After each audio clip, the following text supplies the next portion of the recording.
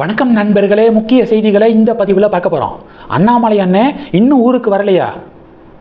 21ஆம் தேதியே வருவதாக இருந்துச்சு, இன்னும் ஆளை காணுமே.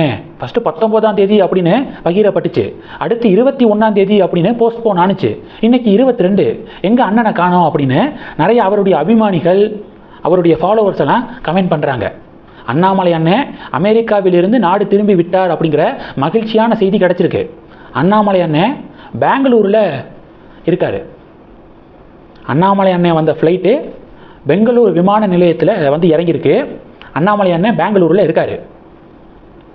டெல்லியில் இருக்கக்கூடிய தலைவர்களை சந்திக்க நேரம் கேட்டிருக்காரு. ஓகே ஆனிச்சுன்னா, அந்த டைமிங் கிடச்சிருச்சு அப்படின்னா அண்ணாமலை அண்ணன் டெல்லி போகிறதுக்கான சான்ஸ் இருக்குது. இல்லைன்னா அண்ணாமலை அண்ணன் கோயம்புத்தூர் வர்றதுக்கான வாய்ப்புகள் இருக்குது. இப்போது அண்ணாமலை அண்ணன் இப்போ நான் வீடியோ எடுக்கக்கூடிய இந்த நேரத்தில் பெங்களூரில் இருக்கார். கூடிய விரைவாக செய்தியாளர்களை சந்திப்பார். டெஃபினட்டாக பல அதிரடிகள் காத்திருக்கு. இது ஒன்று. ரெண்டாவது என்ன பார்க்க போகிறோம்? ரெண்டாவது, மேகதாதுல அணை கட்டுவதை எதிர்க்க தமிழ்நாட்டுக்கு உரிமை இல்லை அப்படின்னு யார் சொல்லியிருக்கிறது தெரியுமா? DK சிவகுமார் சொல்லியிருக்காரு. விரைவில் டீட்டெயில்டு ப்ராஜெக்ட் ரிப்போர்ட்டை, DPR அப்படின்னு நம்ம சொல்லுவோம், அதை தயாரித்து மத்திய அரசாங்கத்துடைய ஒப்புதலுக்கு நாங்கள் அனுப்ப போகிறோம்.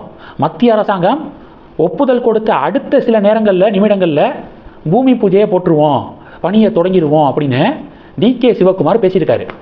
இப்போ DK சிவகுமாருடைய பேச்சுக்கு தமிழக முதல்வர் அப்படிங்கிற முறையில் விஜய் சார் என்ன ரியாக்ஷன் கொடுக்க போகிறாரு அப்படின்னு எதிர்பார்ப்பு உருவாயிருக்கு.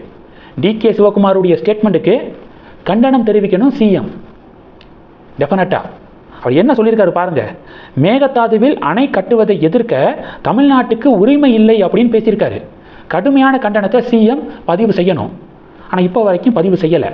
இன்னொன்று, டிவிகேவோடு கூட்டணியில் போய் சேர்ந்திருக்கக்கூடிய காங்கிரஸ் இப்போ இதுக்கு என்ன பதில் சொல்ல போகிறாங்க? கர்நாடகாவில் காங்கிரஸ் ஆட்சி நடக்குது. காங்கிரஸை சேர்ந்த DK சிவகுமார் தான் இப்படி பேசியிருக்காரு. இதற்கு தமிழக காங்கிரஸ் இப்போ வரைக்கும் கண்டிக்கலை. மினிஸ்ட்ரியில் காங்கிரஸ் இடம்பெற்றுள்ளது, தமிழக அரசாங்கம் கேபினெட்டில். இப்போ வரைக்கும் தமிழக காங்கிரஸுக்கிட்ட இருந்து ஒரு கண்டனமோ விளக்கமோ இன்னும் வரலை. அண்ணாமலை அண்ணனை பார்த்து கற்றுக்கோங்க பாஸு.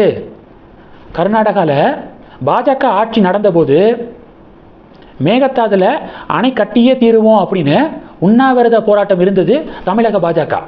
கர்நாடகாவில் பிஜேபி சர்க்கார் பாஜக அரசை கண்டித்து தமிழக பாஜக உண்ணாவிரத போராட்டம் இருந்தாங்க அண்ணாமலை தலைமையில்.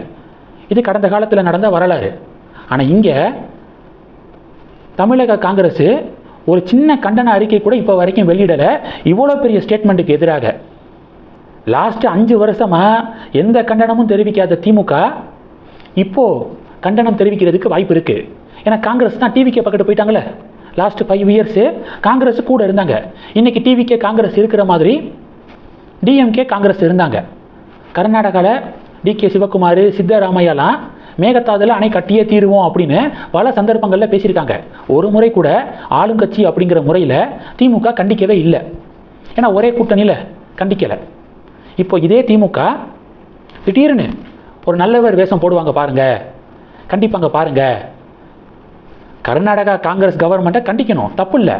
ஆனால் அதை யார் கண்டிக்கணும் அப்படிங்கிறது தான் இங்கே விஷயமே. கர்நாடகாவில் பாஜக அரசை கண்டித்து தமிழக பாஜக உண்ணாவிரதம் இருந்திருக்கு. அந்த வகையில் அண்ணாமலை கண்டிக்கிறதுக்கு எல்லா உரிமையும் இருக்குது. தமிழக பாஜகவை சேர்ந்த யார் வேணாலும் கண்டிக்கலாம். ஏன்னா கடந்த காலத்தில் ப்ரொடெஸ்ட் நடத்தியிருக்காங்க. ஆனால் லாஸ்ட்டு 5 இயர்ஸ் வாயை மூடிட்டு மௌனமாக இருந்துட்டு இப்போ நாங்கள் கண்டிக்கிறோம், தமிழர் உரிமை தான் எங்களுக்கு முக்கியம் அப்படின்னு திமுக ஆந்தி வேலை வருவாங்க. அவங்களுக்கு லிஃப்ட் கொடுக்காம நீங்கள் பாட்டுக்கு வண்டியை ஓட்டிகிட்டு போயிருங்க, அவங்கள வண்டிக்குள்ளே ஏற்ற வேண்டாம் அப்படிங்கிறதான் இப்போ பாஜக காரங்களுடைய பதிவாக இருக்குது. இந்த பதிவுகளும் கவனம் பெறுது. இந்த செய்திகளை பற்றி உங்களுடைய பார்வைகளை மறக்காமல் கமெண்ட் பண்ணுங்கள். தொடர்ந்து கணக்கில் இருங்க. அடுத்தடுத்து நிறையா பதிவுகளை பார்க்க போகிறோம். நன்றி.